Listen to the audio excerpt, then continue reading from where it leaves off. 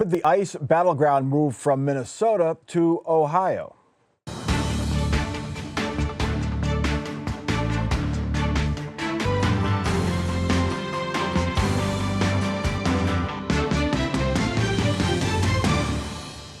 Welcome to Columbus on the Record. I'm Mike Thompson. The fallout continues after the second fatal shooting of a protester by immigration enforcement agents in Minnesota. Saturday's shooting of Alex Pretti has prompted varying degrees of outrage and calls for a change in tactics. Democrats in Ohio denounced the shooting and called for the resignation of Homeland Security Secretary Kristy Noem, who called Pretti a domestic terrorist. Just hours after the shooting and initial administration response, former governor and Trump critic John Kasich produced a video that kind of went viral.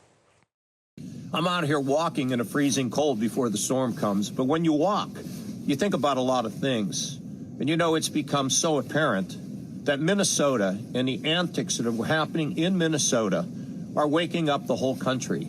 You see, it's bothering us because we don't see justice and we don't see fairness. And somehow the administration just doesn't want to acknowledge this, and they think they can just double down on what they're doing. It is not going to work because it's tearing the country apart. But most important, it is raising the consciousness of Americans who are saying enough is enough. And this is going to have a big impact on the midterm elections. And the Republicans may pay a huge price for this. In recent days, Ohio Republican leaders have said the shooting was tragic, and they have called for a full investigation. Mike Onadakis, since that video, the rhetoric has been toned down a bit by the Trump administration, by other Republicans.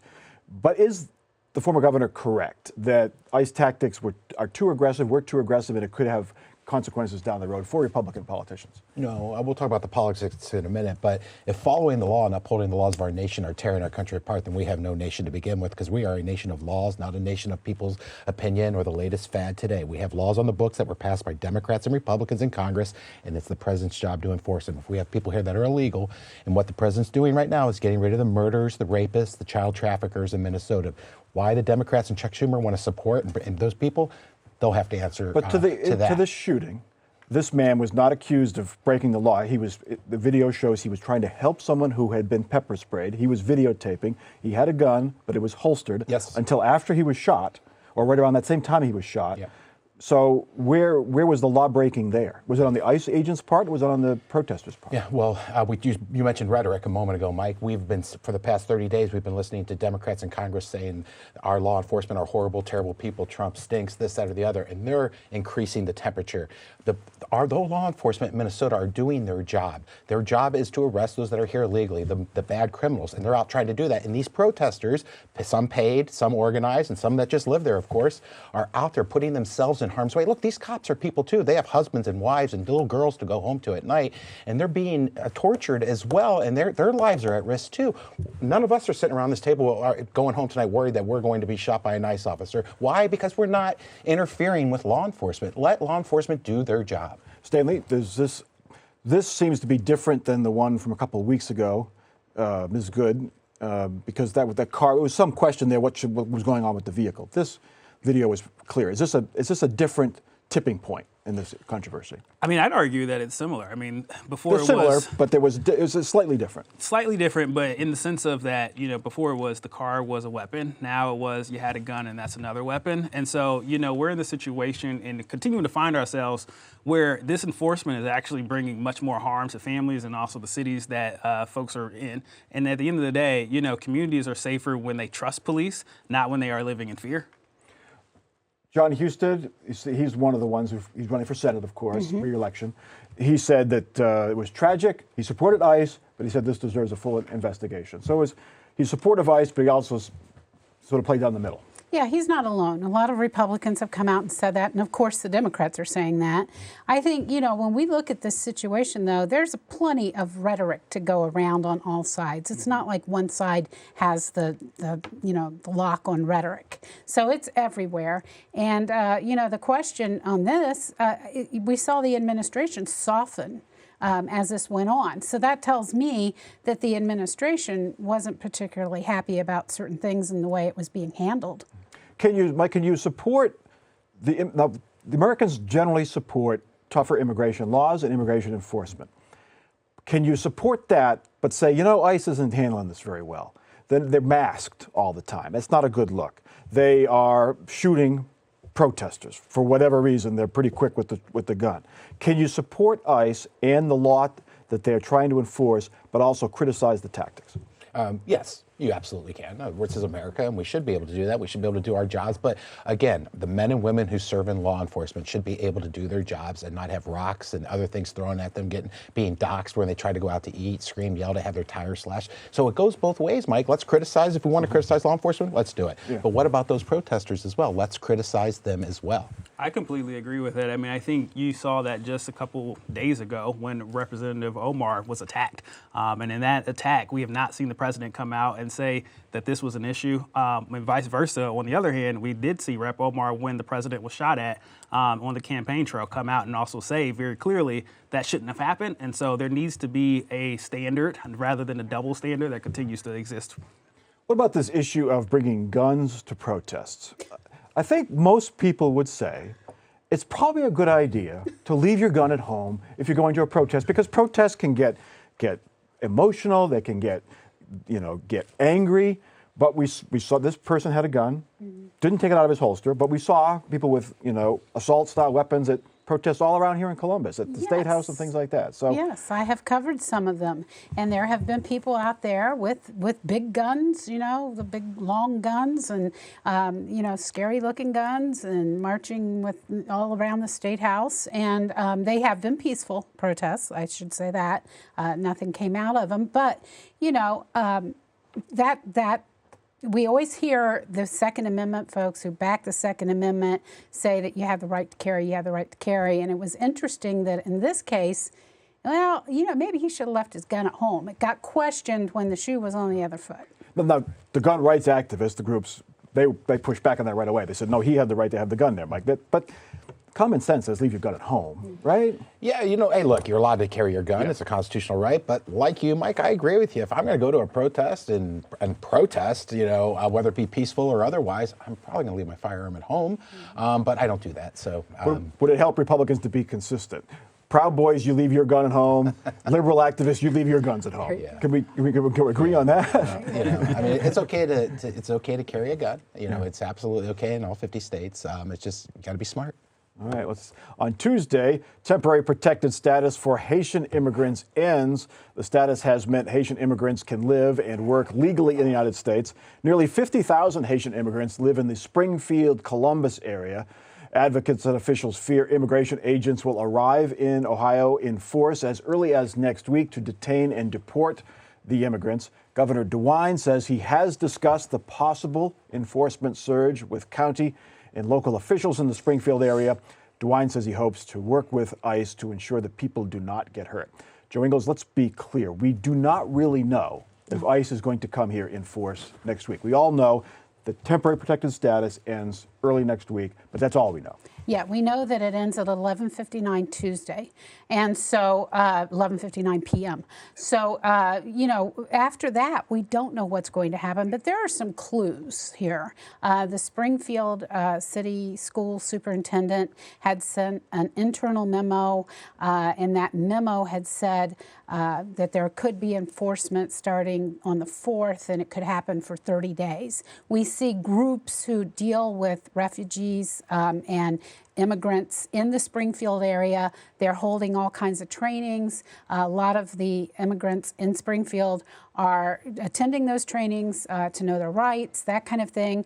And Governor DeWine himself is talking about the stress that this could cause to agencies. For example, child care. What are you going to do with kids that may be displaced and all this? If their parents are deported or detained. Stanley, given what's happened in Minnesota and how the administration is trying to tone things down, trying to change tactics a little bit, at least on the surface, what do you think is going to happen in Springfield? My guess is they won't see the surge right away. It'll be more low-key.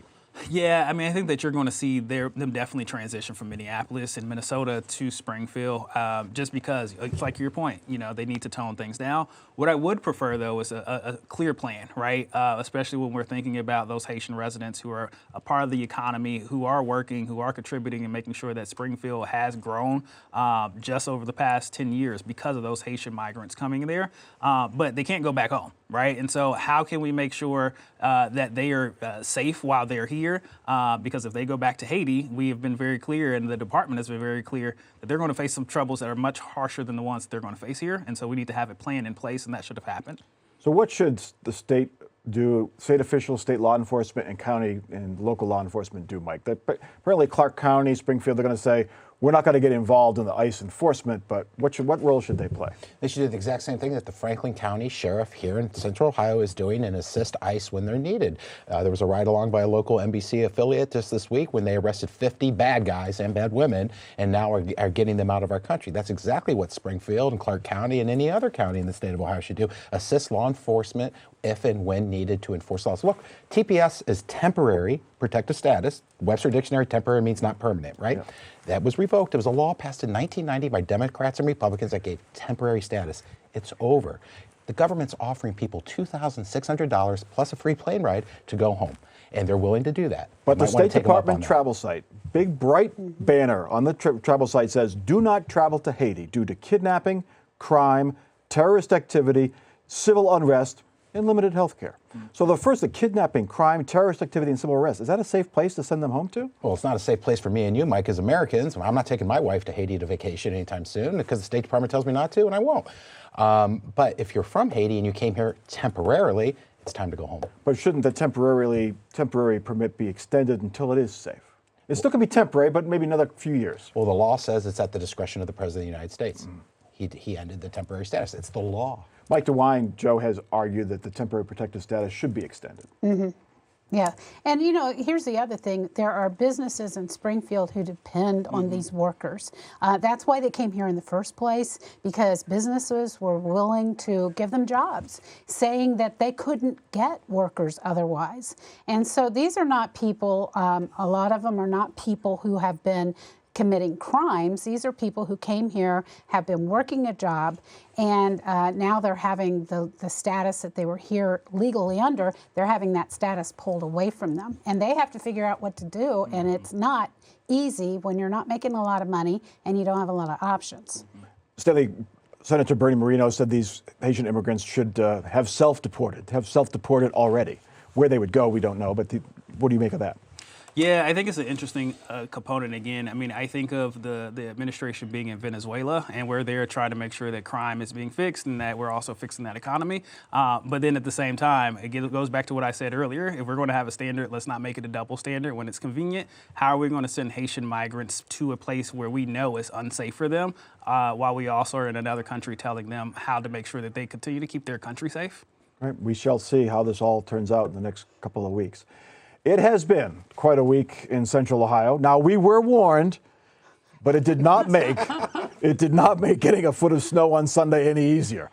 Franklin County, for the first time, declared a level 3 snow emergency, banning non-essential vehicles from the roads.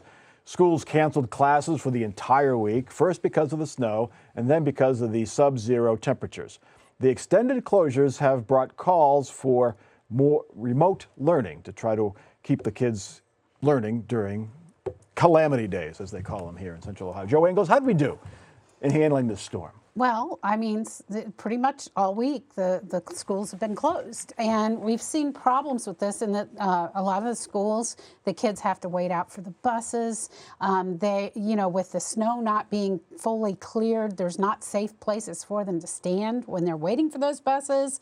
And then we've seen this really cold weather, and in some school districts, especially those where you have a lot of families who are struggling, the kids don't have proper coats, they don't have proper shoes and gloves, and so there's just a whole lot of issues that come into play, and we've seen a lot of kids out of school. A week of missed classes. That's a lot, Stanley. Is that too much? Should they have gone back Wednesday, Thursday? To some degree? I personally don't think so. I mean, I'm a runner, and as I'm running outside, I mean, that's not something that I will want my kids waiting at a bus stop for, especially when the sidewalks are not clear at all. And so, you have this situation where they are now, and they can't do anything.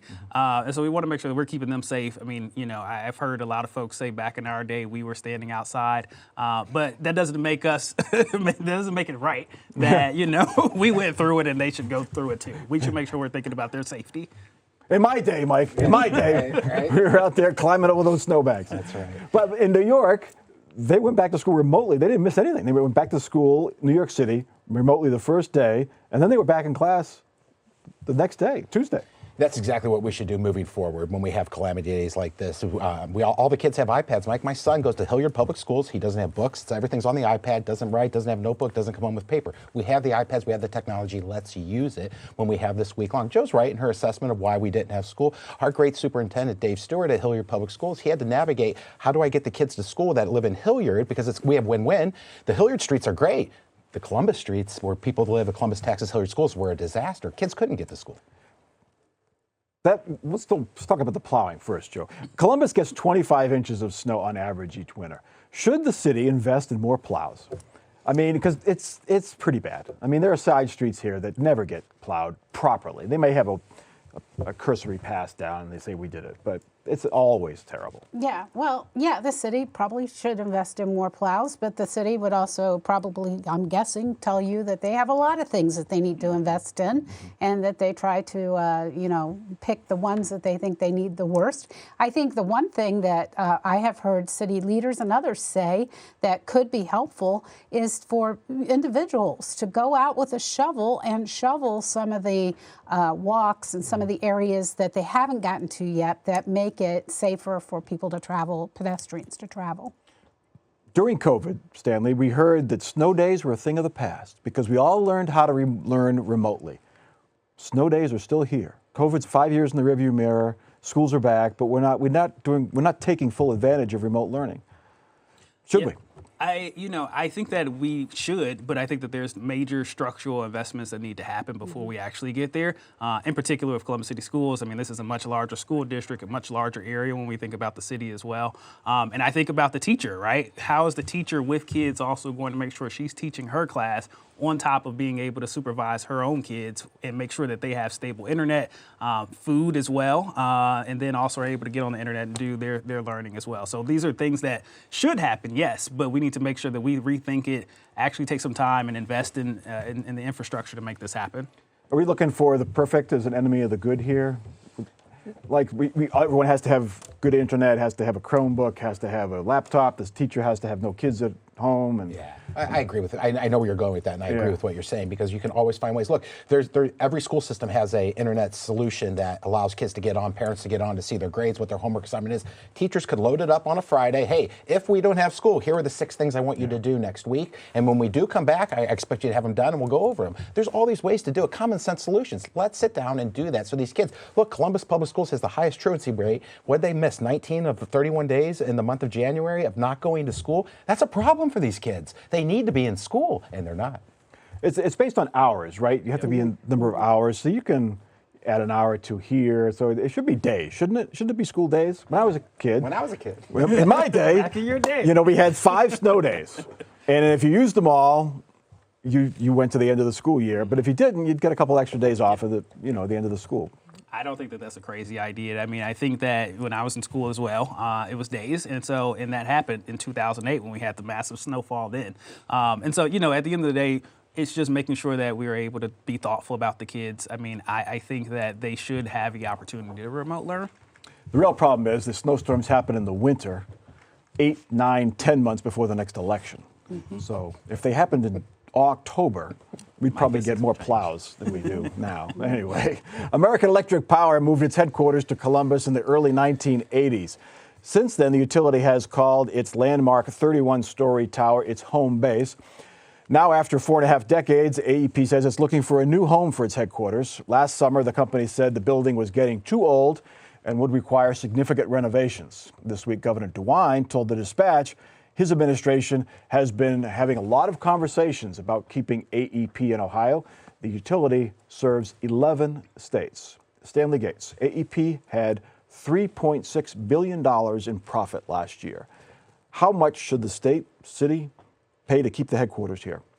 I think that they should be trying to figure out a deal for them to stay here. I mean, they're a really big economic driver for this region, for the city, and also for the state. And for AEP. And for AEP. So while they are making this huge profit, I do think that they need to figure something out with the local officials to be able to stay here. But I don't think that that means new tax abatements. I don't think that that means new incentives. I think that that means just keeping the jobs here because this is your duty. This is where you've been.